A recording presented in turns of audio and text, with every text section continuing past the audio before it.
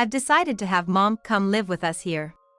My husband's sudden cohabitation announcement nearly made me drop my cup. What? You can't just spring something like that on me. It's impossible here. Mom's been suddenly left alone and is very sad. So I was thinking she could stay with us for a while. She'll move in next week. I was of course worried about my mother-in-law who had suddenly lost her husband in a car accident. But why on earth would he decide on living together without consulting me? I was angry about the sudden news, but I tried to convince myself that it would be okay for just a short while. However, to my astonishment, the following week my mother-in-law arrived with a moving company in tow. Oh. What's all this stuff? What's going on here? I sold my house because it's definitely more comfortable here. I thought, if I'm gonna move, I might as well. What? When I looked at my husband, he was grinning mischievously at me. Didn't I tell you I was going to invite Mom to live with us? This is my house. You need to obey the orders of the head of the household. Make sure you take good care of Mom. What? Head of the household. What are you talking about? This is the place I'm renting from my cousin Lisa, remember? Had my husband forgotten something that important? I know that. But right now, I'm the one paying the steep rent here. If you can't obey me, then get out of this house. Huh? Although $2,500 is just half of the rent. I wanted to argue, but I decided it was better to let them face reality squarely, so I held back what I wanted to say. I packed my belongings into a suitcase and silently decided to leave the house. This is no good. After leaving the apartment, I sighed heavily and made a phone call. I'm Sarah Johnson, 35 years old. I opened a facial spa and it's been 7 years now. I went to vocational school to become a beautician, but during my studies, my career aspirations shifted. Believing that true beauty starts with healthy skin, I decided to start my own business after years of training at a salon. My husband Kyle and I have been married for 3 years and have been living together. Kyle was a high school classmate, and we reconnected at our 10-year reunion. While chatting excitedly with friends about our obsession with natural stone bracelets at the time, Kyle cut in. Eh? If you want to boost your love luck, maybe rose quartz would be better? Eh? Why? And how do you know that? Oh, I got interested in gemstones a while back. You know, we're getting to that age where marriage and serious relationships come to mind, and I just thought rose quartz seemed promising for that. Kyle, with his hair still tousled from sleep as usual, piqued my interest with his casual remark. He was always known as bedhead among the girls at school due to his odd hair. And I knew he was indifferent to his looks or rumors, but I never imagined he was so knowledgeable. Later, at the after-party, I found out he was also into my favorite anime and he shared lots of rare insights. From there, I, taken with Kyle, started reaching out and eventually, it led to us dating. Today marks our 2nd anniversary of dating. I want to be with you next year too, so how about we get married? Eh? Is this a proposal? Yeah, what else would it be? I just didn't expect you to say it so casually. Kyle was an odd guy, but he was a fun and comfortable presence for me, and I saw no reason to refuse. 2 years into our marriage, an opportunity, or rather, a golden chance, came my way.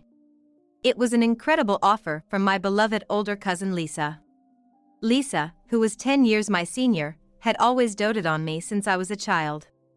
Since we were both only children, we were still very close, like sisters. Her proposal was indeed marvelous, but it might have been too stimulating for us as a couple, or perhaps just for Kyle. I never expected that it would lead to such a conclusion. Starting next month, my husband's job is taking us abroad for 2 years. Sarah, why don't you live in our condo while we're gone? No way. I can't afford the rent for a place like that. Lisa's husband, John, has been successful with his business since he was young, and honestly, he's way richer than I could ever imagine. Lisa herself became an independent management consultant a few years ago and has been steadily increasing her profits. Sarah, you mentioned before that you can't seem to make more than $5,000 a month, right? Why don't you try living like a celeb for once? If you start taking that kind of environment for granted, you might just solve all your current problems in one go. I see, so you're saying to change my perspective on money. That's right.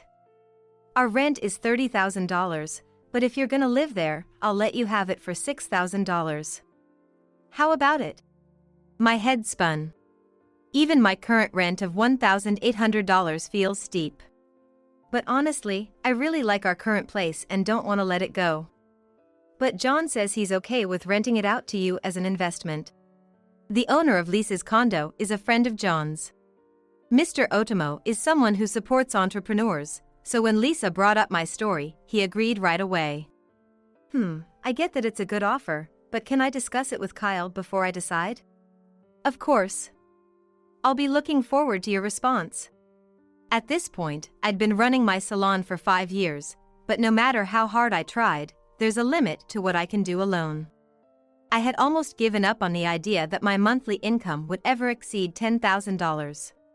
That's why the mere thought of the amount was already pressuring me. When I trudged home, my husband was into his new workout routine. I cautiously brought up Lisa's offer. Why not? It'd be a bigger space, and super close to work. Kyle, less concerned with overtime, worked as an in-house designer for a corporation. He's the type who wants to spend his time only on what he likes. Commuting from Lisa's condo would cut down the travel time significantly. But it'll be a bigger financial load than before, you know? It's for your growth, isn't it? I'm fine either way, so just work it out with Lisa. Even after marriage, my husband has been indifferent to anything outside his interests. Probably, except for the shorter commute, he isn't really interested in the details. Even as I explained the terms of living there and the rent, he just nodded, and I wondered if he was actually listening. After much thought, I decided to take on the challenge and moved in, agreeing to pay half the rent, $15,000, while my husband would cover the other half, and I'd handle all our living expenses. I was determined to gamble these 2 years on my life. Wow, this is amazing. That's incredible. That was our first reaction when we stepped into the high-end rental property. I thought we could actually live in the side closet for shoes, and the living room, which was over 430 square feet, seemed perfect for throwing a grand party. The standout feature was a white leather sofa in the vast space. We're told to use the furniture and appliances as they are, but they're all kinds I'd never afford in my life. It hardly felt like home. We had never even stayed in a hotel suite, so the place felt incredibly lavish, almost uncomfortably so. Now I understand what Lisa was talking about. If we get used to this environment, our perspective might really change. Yeah, indeed. And so, our life in a luxury condo began. Familiarity can be a frightening thing. Within 3 months, the place we used to tense up and started feeling like a sanctuary. It even changed my approach to work. Since we moved here for a reason, I started thinking about what we could do to take advantage of the location. I'm thinking of taking the plunge and hiring someone for my salon. I'm considering doing workshops or something with the extra time. That's what people have been requesting, right? If you want to do it, Sarah, you should give it a shot. I run a beauty-related social media account personally, and I had requests for a while to host workshops or tea parties where people could talk to me directly. Since then, it's been a trial and error process, learning and practicing every day. It was exhausting, but the results were well received, and before I knew it, I was easily making over $10,000 a month. I changed, but the environment also had a big impact on my husband, Kyle. In what way, you ask? His appearance changed. He probably thought it would be problematic for the neighbors if he continued to neglect his appearance. He's making sure his hair is neat and he's dressing sharper when he goes out. Although, as a result of getting ready to go out, the house ends up a mess. You know, I started getting approached by people at work who I've never talked to before. I bet. Even I think you look the best you ever have. The first year after we moved, our life was really going well. The dark cloud loomed when my mother-in-law, who found out about our new place through the New Year's cards, came to visit. She has a hobby of taking classes and has a lavish, vain personality. I was surprised when I saw the address. What an amazing house! I never imagined Kyle would move into a place like this. I'm so proud. My mother-in-law was as surprised as we were. Oh, this house is... right? I can step up when I need to, Kyle said, cutting me off, grinning as if he had rented the place himself. And then gesturing for me to be quiet with a finger to his lips. The class I attend is close by. It's easy to stop by on my way home, so I'll be dropping in from time to time.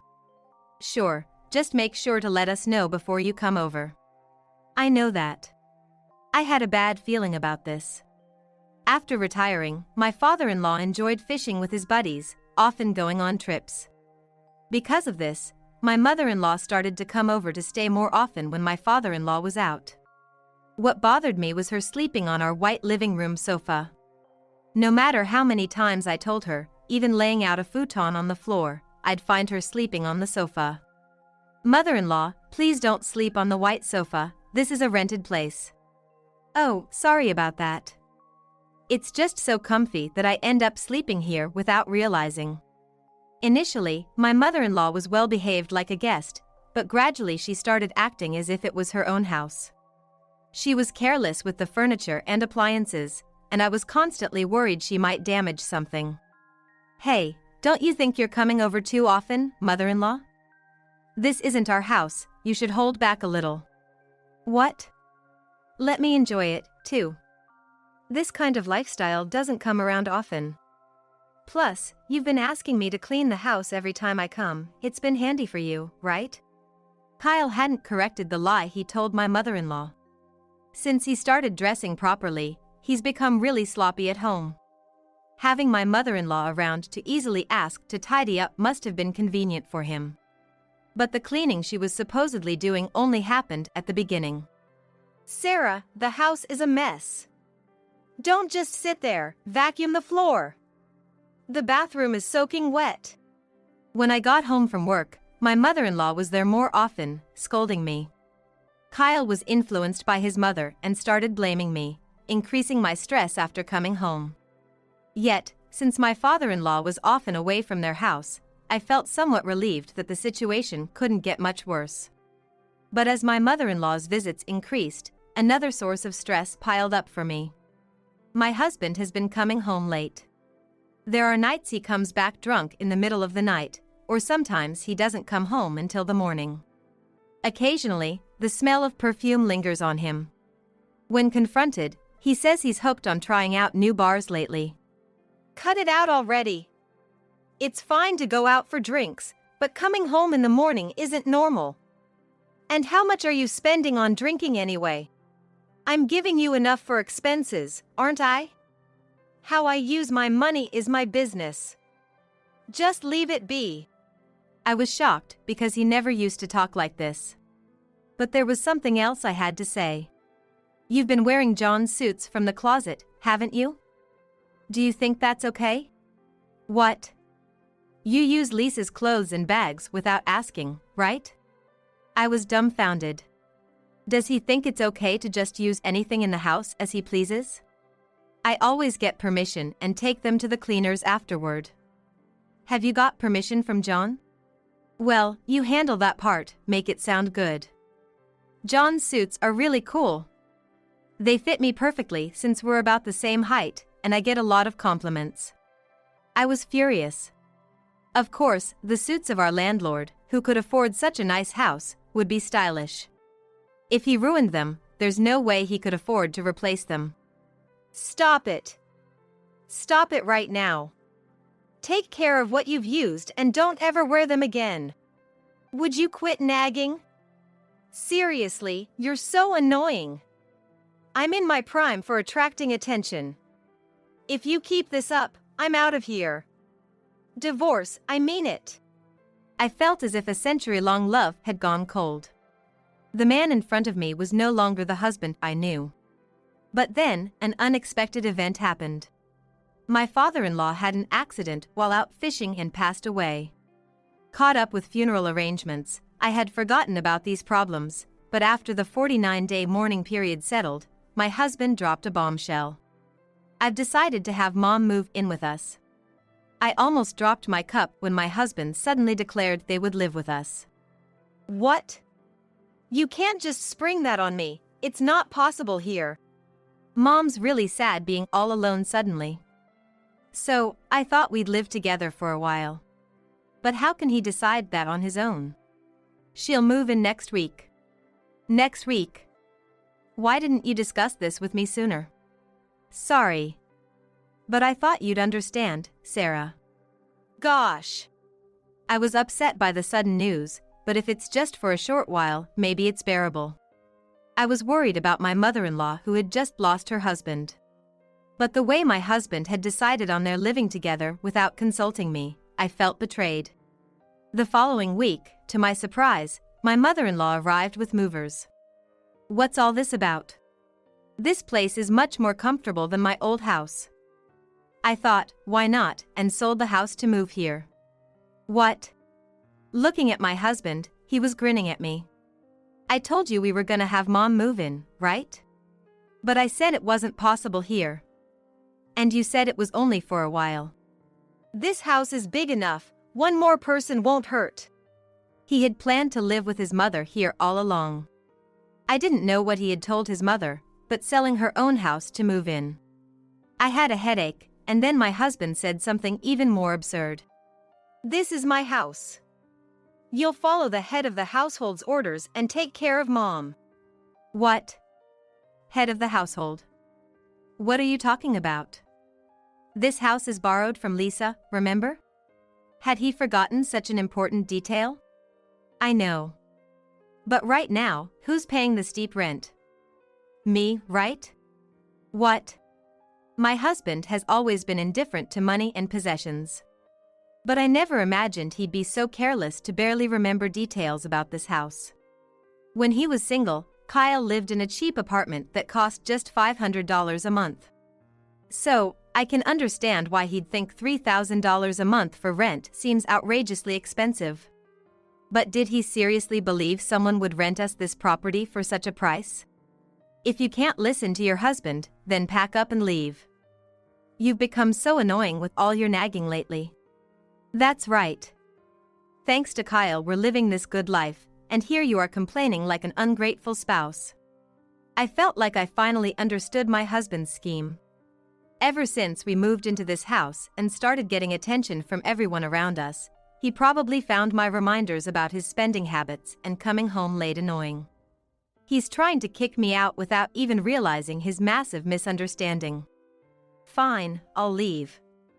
But are you sure that's what you want? Yeah, I'm done with you. I'm gonna live here with Mom. With Dad's inheritance and the money from selling the family home, we'll be just fine. I'll send the divorce papers to the salon later. So that's why he called his mother.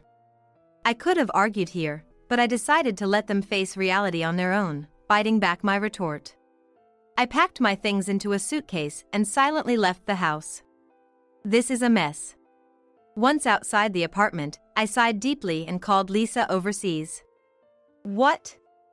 No way I'm gonna let him treat my cousin like that. Just wait a month. Once I'm ready, I'll come back home. Lisa was furious with Kyle's actions and decided to return home half a year earlier than planned. About a month later, I received a call from Kyle. I had received the divorce papers right after leaving, but I knew this call wasn't about that. I thought about ignoring it, but the phone kept ringing. Reluctantly, I answered and heard, "Sarah?" Finally. The management company says the rent hasn't been paid. I've been making the payments as usual. Please, can you check with Lisa what's going on? Did you check the bank account? Yeah, it's got $3,000 in it. I almost burst out laughing. I hadn't made any deposits into that account, and I had withdrawn the balance after leaving the apartment. With just $3,000, you won't even cover the utility bills, let alone rent. How embarrassing it must be to live in a luxury apartment and have your electricity cut off. Why didn't you leave enough money in there? Huh? Why should I pay the utilities for a place I don't even live in anymore? He went silent, probably realizing the absurdity of his request. You have the day off tomorrow, right? I'll come over so we can talk. Yeah, sure. I'd appreciate it. He sounded deflated, even through the phone. That's what he gets for overstepping. I'll make sure he cleans up his own mess. The next day, I went to the apartment with Lisa, who had just returned from abroad. I could have used my key, but I rang the doorbell out of courtesy. It was my mother-in-law who answered. Yes, who is it? Sarah? Why are you back? Didn't you get a divorce? Yes, I did. I'm here to have you vacate the apartment. What? She was shocked, and Kyle showed his face behind her, looking guilty. He hadn't told her about the current situation yet. But the moment he saw Lisa standing behind me, his eyes widened. Lisa, you? Why are you here? I got a call from Sarah and had to come back to the States on short notice. Oh, this is Mr. Thompson, the owner and manager of this apartment. When we told him we were going to have a discussion, Mr. Thompson said he would sit in with us. As we entered the living room, I was shocked by what I saw, even though only a month had passed. The once lovely space looked like it had turned into a storage room. Boxes of my mother-in-law's moving items were piled up at the end of the living room, still unpacked. Lisa let out a small sigh beside me. When we all took a seat on the couch, Mr. Thompson was the first to speak up. So, about the rent for this month, when can I expect the payment? Well, I had deposited the usual $3,000 into the account, but it seems like it hasn't been withdrawn. My husband's face was pitiful as he spoke in a sweaty, murmuring voice. He had bed hair just like in the old days today. Did you seriously think it was $3,000? Didn't I ask you to pay just half of the rent at first? Remember? What? No way, half. You mean it's actually $6,000? I seem to recall something about half. Kyle's face looked shocked before he began to scratch his head frantically. I couldn't help but be a little impressed at his lack of memory regarding things he wasn't interested in. That's right, $6,000. But actually, the rent here is $30,000. What? What kind of figure is that? Maybe I only heard about the amount we were supposed to pay. He meant the amount he was supposed to pay, of course. Beside my husband, my mother-in-law also had her eyes wide open. What? What do you mean $30,000? This is the apartment Kyle was borrowing from an acquaintance, right? No. This apartment belongs to Lisa, whom I rent from. We had a 2-year lease, but decided to terminate it 6 months early due to this situation. My mother-in-law's face turned pale as she kept hitting Kyle's knee. What are we gonna do? I sold my house thinking Kyle was earning well. And I've been shopping a lot too. What are we gonna do? She started trembling with her hands covering her mouth. But she quickly turned back to Lisa and pleaded, Lisa, can Kyle and I sign a lease for $3,000? Just for half a year, I can't give up living here so suddenly. Lisa's mouth turned into a frown at my mother-in-law's brazen request. Look. Sarah, help me out here. You know what, you're welcome to move back in too. I felt my own mouth turning into a frown, just like Lisa's. I rented this place to support Sarah's hard work. I won't forgive anyone who tries to kick her out. Lisa turned her gaze to Kyle, who closed his eyes and looked down. But leaving this place was no longer just a simple matter. And to think how carelessly you've treated things. This sofa, for instance, I can't even bring myself to use it anymore. Lisa frowned at the stains and dirt on the once pristine white leather sofa.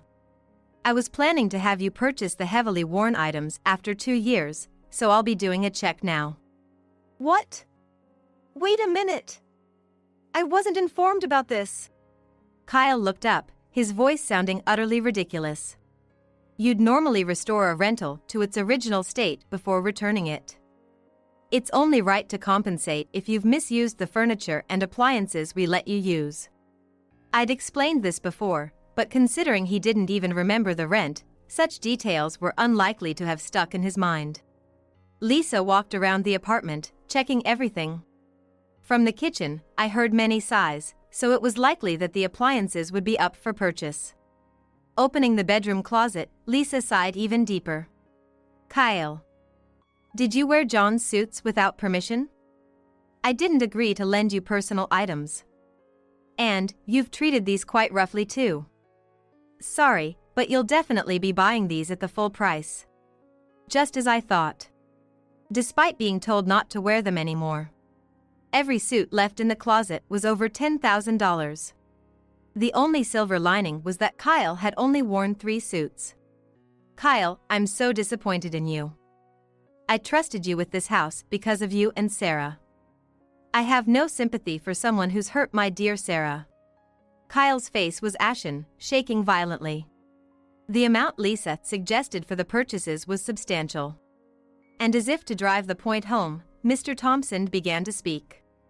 As for me, I'd like to ask you to pay this month's rent of $30,000, along with the cleaning fee for the room. The rent of $6,000 here is strictly under the contract with Sarah, not with you. And I need you to vacate the place as soon as possible. But, it's impossible to just leave like that. Sarah, please ask her on my behalf too. The mother-in-law, who had been downcast, raised her face and cried out loudly. Why should I? I've already submitted the divorce papers that Kyle sent, so we're strangers now. I have no obligation to help a stranger. Mr. Thompson looked at the mother-in-law with a pitying gaze, yet firmly presented the harsh reality. If you can't vacate immediately, I'll have to sue for illegal occupation. Why do I have to go through this? I can't stand this anymore. The mother-in-law screamed and stood up, then left the room. Kyle was stunned for a while as if his soul had left him, but then looked at me with a plea for help. Sarah. I'm sorry. I've finally woken up. I got carried away, thinking I was rich. I lost my mind. That's right. You seem to have come to your senses. Sorry, it really was all my fault. Let's start over from scratch in a new place. No matter what he said now, it no longer touched my heart.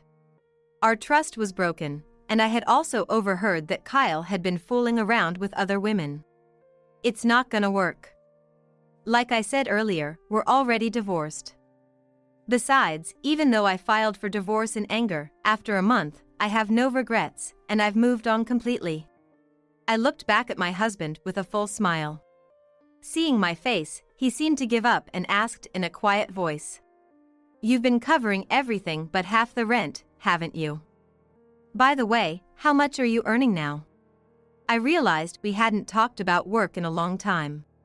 I've just started making over $16,000 a month. Looks like I might reach $20,000 by the end of the year. No way. Why didn't you tell me? Please, give us another chance.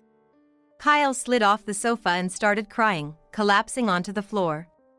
His hair still tousled from sleep.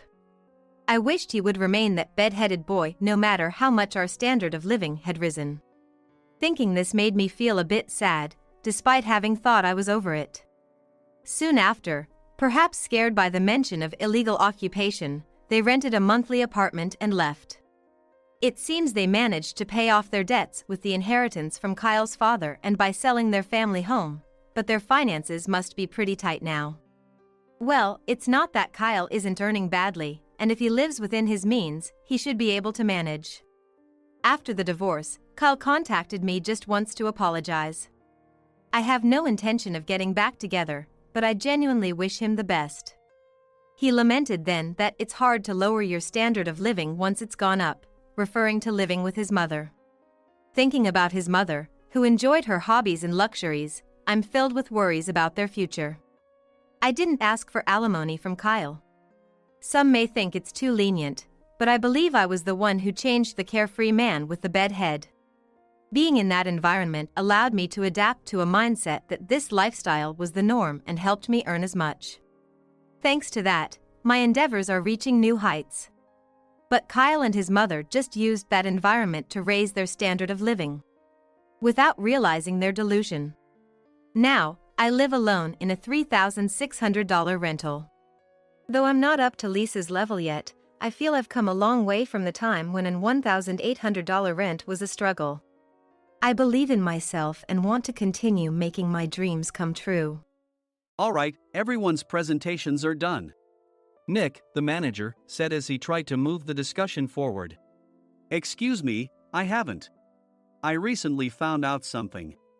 Nick interrupted me and began to speak. There's apparently someone in this department who didn't graduate high school and is just a part-timer. Meetings should be for employees only. Absolutely right. His lackey, Mike, of course, agreed with Nick. I'm leaving. After leaving the meeting room, I started to shut down my computer. I noticed that an email had arrived, not in my personal inbox, but in the company's shared email. Thinking, there's no point in speaking up, no one will listen, I went home quietly. The next day, I heard a commotion from Nick's desk. He was staring at his computer screen, his face pale. Nick! Is something wrong? Mike looked at the screen with him. And he turned even paler than Nick. Why is he so angry? Knowing the reason for Mike's distress, I thought to myself, serves them right. My name is Adam. My mother passed away when I was in the 9th grade, and I was raised by my father. Well, you could hardly call it being raised. After my mother passed, my father changed. He drowned his sorrows in alcohol, and though he still went to work, he squandered our living expenses on horse racing. Because of that, I had to start working part-time as soon as I entered high school. Every month, I went to the convenience store with bills in hand that couldn't be auto-deducted from my father's account. Even though I endured it because I didn't want to be alone, I reached my limit in my second year of high school and dropped out. I found a live-in job at a distant inn. Thank you for everything. The day I left home, my father, still staring at the TV, spoke. Take care. That was our last conversation. Back then, 18 wasn't the age of majority, so I needed my father's permission to work, and I couldn't hide my place of employment. Yet, my father never visited me even once. I kept working just to survive, and before I knew it, I was 42. Years of hard work paid off, and I was transferred to the headquarters. I was thrilled to be recognized by the company, as I thought I'd be working in the field until retirement due to my lack of formal education. Listen up. Our work can change the future of our employees. Don't drag us down. On my first day after the transfer, Nick, dressed in an expensive suit, spoke sternly. There was a reason for this. Our inn was located in a prominent tourist destination, known so well that everyone in the state could sing its commercial jingle. At its peak, we had 5 locations within the state. But that was long ago. Due to financial difficulties and aging facilities, only the place where I had worked for many years and the original establishment remained. I was prepared to lose my job anytime, but now there was a glimmer of hope. With the rise of social media, the tourist area where the inn was located started gaining attention again. Depending on how hard the sales department, where I was transferred, worked, we could either thrive or be forced to give up this prime location to the new hotel chains continuously popping up. For Nick, who had switched careers from another industry to strengthen our sales, this was a battle he couldn't afford to lose. I understood why he had to be strict. I will do my best. Nick sneered at my enthusiastic declaration. Did you not hear what I said? I'm sorry. I thought I was listening carefully. Out of habit from years of customer service, I apologized reflexively, though I had no idea what had offended him. Someone was watching me with a smirk. In this department, there are those who are expected to excel and those who have been shoved here because they have nowhere else to go. You are the latter. It was Mike, the section chief. He's 7 years younger, at 35. But he was called to headquarters much earlier than I was and had been moving around within the headquarters ever since. I'm not jealous, but I can't accept that he's my boss. Graduating from a prestigious university, he has an unusually high pride and caused many problems as a newbie, making things very difficult for me when I was the front desk leader. When I found out Mike was transferred to the sales department a month before me, I was disheartened. Mike is right. With just a middle school diploma, there's not much you can do. Don't even think about achieving results. As if I didn't exist, Nick remarked, "I'm thirsty." Mike eagerly ran to the coffee maker. It seems Mike is Nick's lackey. I regretted being happy about my transfer to headquarters, wishing I had stayed on site forever. Send a direct mail to every company on this list by the end of the day. Nick only assigned me tasks that even a new graduate could handle. What? There are over 1,000 companies. You want me to send to all of them by today? Yes, if you and your fellow misfits split the work, even those with nowhere else to go should finish by today. I glanced at the employees typing away expressionlessly. They were worn out from customer service, only thinking about leaving on time, or were women reassigned after having children. With zero motivation for work. Even Sam, a new graduate from the same university as Mike, who was supposed to be among the expected achievers, had no enthusiasm for the job. Having joined the company wanting to do customer service. I don't care what they say, I plan to quit anytime, he said. Only Nick and Mike were highly motivated, making all the decisions between the two of them. I originally only wanted to work at the inn to survive and had no particular attachment to this job. I swallowed my words, thinking I had no right to reprimand them. About a month after the transfer, Nick told us with a frustrated look. To commemorate the 50th anniversary, we've decided to create a plan exclusive for one group per day. Originally, Mike and I were supposed to come up with it, but our president, Mr. Thompson, insists on hearing everyone's opinions. So, you all get a chance. As Nick explained, Mike began handing out prints. Make sure not to embarrass Nick. If your ideas are half-baked, you'll have to redo them. It seemed that they had printed his handwritten notes by Mr. Thompson, which included several questions and a section for free responses. It made sense why Nick had to seek our input, given that all responses had to be submitted to Mr. Thompson. We were given a week to think about it, and a meeting was scheduled to compile our ideas. My plan is to let guests enjoy both the old and modern America. Nick began the presentations. Guests would watch a master confectioner at a nearby traditional sweet shop make sweets in front of them. The welcome drink would be premium tea in a bottle. Nick's plan was certainly attractive. After his presentation, Nick called on us to present in the order we were seated. Just as I stood up for my turn. All right, everyone's presentations are done. Excuse me, I haven't. I recently found out something. Nick interrupted me. There's someone in this department who didn't graduate high school and is just a part-timer. He was likely talking about me. I joined the company as a part-timer and was made a full-time employee when I turned 20. That was 20 years ago, so Nick and Mike probably had no chance to know until recently. Meetings should be for employees only. Absolutely right. After that, Nick kept creating opportunities to solicit everyone's opinions, purposefully excluding me from speaking. The meeting unexpectedly heated up and went past the scheduled end time. A few people asked to leave, and the discussion continued with the remaining few. Still here? Normally, you'd leave in that situation. Though I had no attachment to the job initially, hearing kind words from customers made me want to make them happier. For someone like me, with nowhere to go, the inn was my home and customer service was my life. I felt pathetic about my current self. I'm leaving. I left the conference room and started shutting down my computer. I noticed an email had arrived, not in my personal inbox, but in the company's shared email. Thinking no one would listen to what I had to say anyway, I quietly went home. The next day, while preparing the DM as instructed, I heard a commotion from Nick's desk. In his haste to stand up, he hit his knee on the desk. He stared at his computer screen, his face pale. Nick! What's wrong? Mike, thinking he should be the first to rush over, approached Nick while still wearing his coat. He peered at the screen with Nick. And he turned even paler than Nick. Why is he so angry? Who is responsible for this company? Nick, more irritated than ever, asked, and Mike answered without checking. Probably Sam. Sam wasn't there because he was attending a morning training session for new hires. Nick gave up on getting angry and returned his gaze to the screen. They were looking at an email that arrived right after the end of the working day yesterday. Apparently, no one, including me, had checked it before leaving. The email was from a large company that used us for their annual employee trips. The president and executives of that company also frequently used our services personally. President of the company, Mr. Mason himself had declared that neither he nor his company would ever use our services again. Well, some companies cancel their employee trips or stop using our services due to financial struggles. Let's just move on. Mike kept wiping the sweat from his forehead with a handkerchief.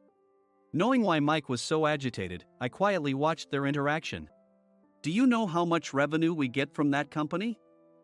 We can find other guests to fill the rooms, but we'll lose the banquet costs, gift shop revenue, rental car fees, and more. Moreover, the gifts were supposed to be prepared by the traditional confectionery shop involved in Nick's proposed plan. If it's known that we incurred such a huge loss at this critical time, Nick's position in the company would be jeopardized. Nick took a deep breath, seemingly trying to calm himself. All right, Mike. Go to New York right now and apologize to Mr. Mason. What? You're coming with me, right? I have urgent work to do. I trust you, which is why I'm entrusting this to you. Please. Mike, believing Nick's sincerity, agreed with a determined look on his face, saying, yes. That's Nick for you. Even if Mike went to apologize, Nick would shift all the blame onto him if the client didn't change their mind. Well, it was Mike's fault to begin with, so it served him right. About 3 hours later, Sam answered a call from somewhere and repeatedly apologized, saying, I'm very sorry. Everyone watched to see what was happening. After ending the call, he informed Nick with a weary tone. When Mike arrived at the client's company, he only made things worse, further infuriating Mr. Mason. He was demanding, get his boss here immediately. It was no wonder Sam was exhausted, dealing with such a call right after returning from training. What is that idiot doing? All right, Adam, you're coming with me. If sacrificing Mike didn't work, then I must be next. Normally, I'd want to refuse at all costs, but I saw an opportunity in this situation. If I can be of assistance, I'd be happy to join you. I obediently followed Nick, and we flew to New York. When we introduced ourselves at the reception, it became clear how serious the situation was, as the receptionist personally escorted us to the president's office. Angry voices leaked through the door, making both Nick and me uneasy. Excuse me. I'm Nick, the supervisor. I understand my subordinate has caused you trouble, and I deeply apologize. Nick, with his experience in the corporate world, knew enough to offer an apology before excuses. However, his customer service skills left much to be desired. I sighed as I saw Mike trembling like a small dog in the corner of the room. What kind of training are you giving your subordinates? Mr. Mason glared at Nick with a red face. The intensity of his gaze made even Nick take a step back. Regrettably, I joined this company only 2 years ago and was unaware of Mike's issues. I should have identified his shortcomings sooner. Indeed. I should have realized sooner.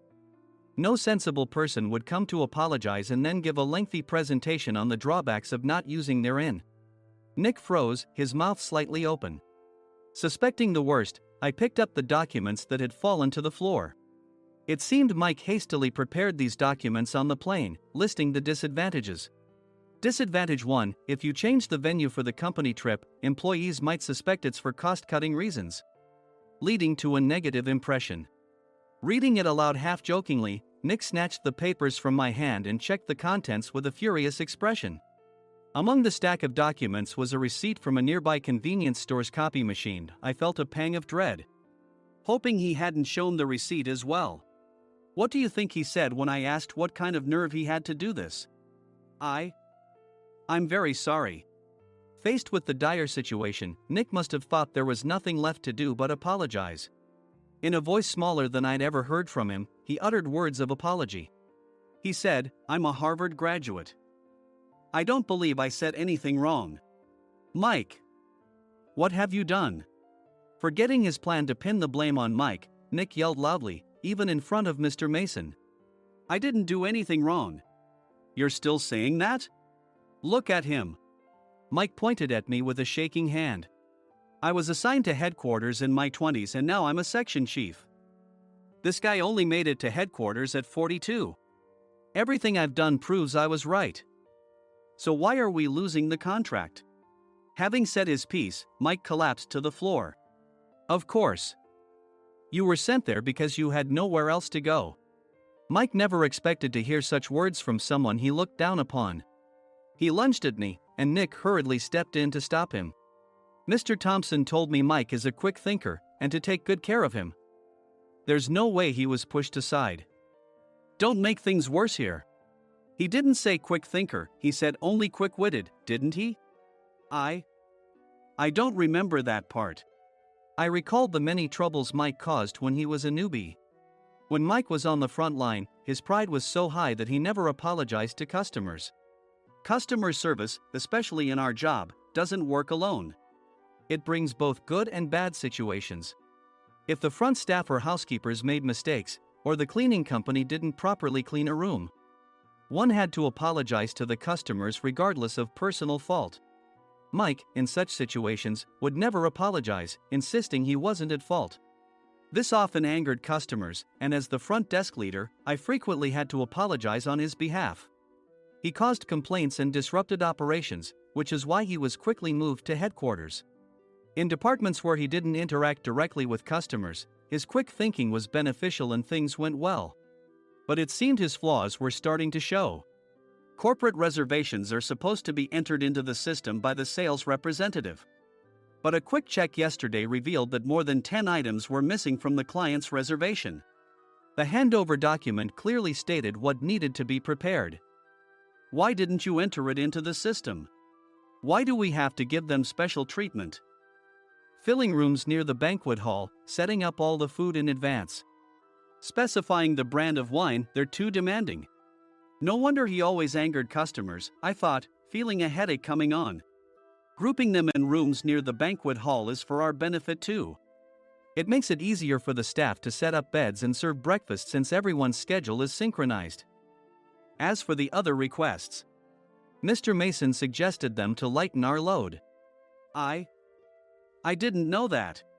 Nick finally seemed to realize that Mike was the one who had angered the client. What did you say to them? I just told them we wouldn't give them special treatment anymore. We shouldn't waste effort on things that don't bring in money. I was utterly exasperated at his lack of understanding of customer service. Of course, we shouldn't comply with unreasonable demands. But carrying over successful practices from past stays makes customers feel remembered and enhances their experience. Good memories encourage repeat visits. That's part of our job. I looked down at Mike, who was sitting on the floor. In our job, nothing is a waste. Mr. Thompson likely moved you to the sales department, hoping you'd finally understand this. How do you think he feels now that you've failed to meet his expectations? Mike, tears in his eyes, fled the president's office. I was amazed he still hadn't apologized. You have it tough, Adam. It's okay, we're all employees of the same company. I deeply apologize for this disrespectful incident. Especially after all the care you've shown us. If it weren't for you, Adam, I really would have stopped staying here. When I heard you were moving to the sales department, I was willing to reconsider if you handled it. Seeing us talk so amicably, Nick's face contorted. Do you two know each other? Adam's service is excellent. I always requested him specifically. Normally, we don't accept specific staff requests, but we made an exception for Mr. Mason, adjusting my shifts accordingly. He had personally stayed at our hotel just before my transfer, and during casual conversation, I mentioned, I'm moving to the sales department soon.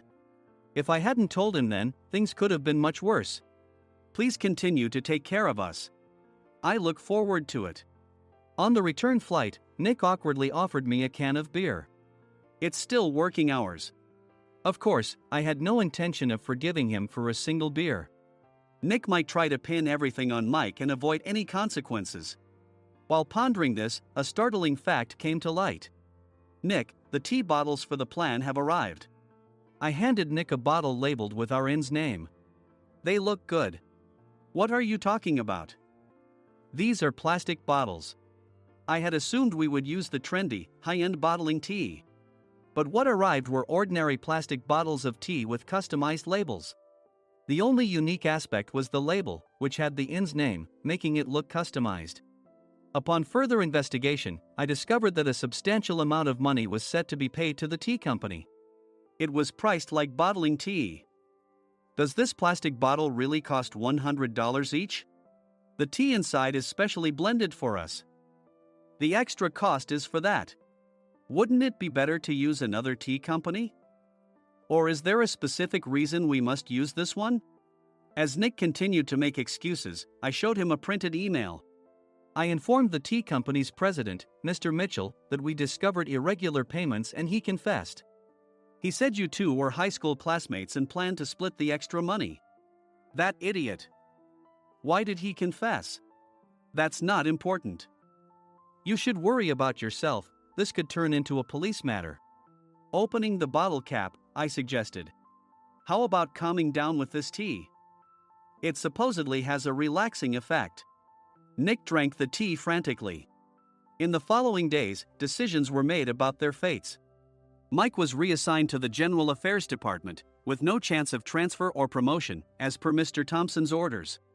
As for Nick, since the payment to the tea company hadn't yet been made, he narrowly avoided legal trouble. Instead, he was encouraged to leave the company, and to avoid further complications, Nick submitted his resignation. Rumor has it that connections between HR departments have made it difficult for him to find new employment. Even though it was good to have those two gone, something unexpected happened in the sales department. Everyone became motivated and united in refining the 50th anniversary plan. In the end, my plan was adopted. We collaborated with the Tourist Information Center to provide personalized guides. The plan, tailored to the number of guests, was truly special for the 50th anniversary. Hey, is Adam's family coming to stay? I immediately booked that special plan for my family. Sam noticed it on the reservation list and quickly picked up on it. Yes, I'm inviting my father. That's great. I might invite my parents too. I lacked the courage to face my father just as Adam. But here, with the confidence Mr. Mason praised, I felt ready. The 50th anniversary plan was a perfect opportunity to reconnect with my father. I hoped to bring back the days when we could laugh together as we once did.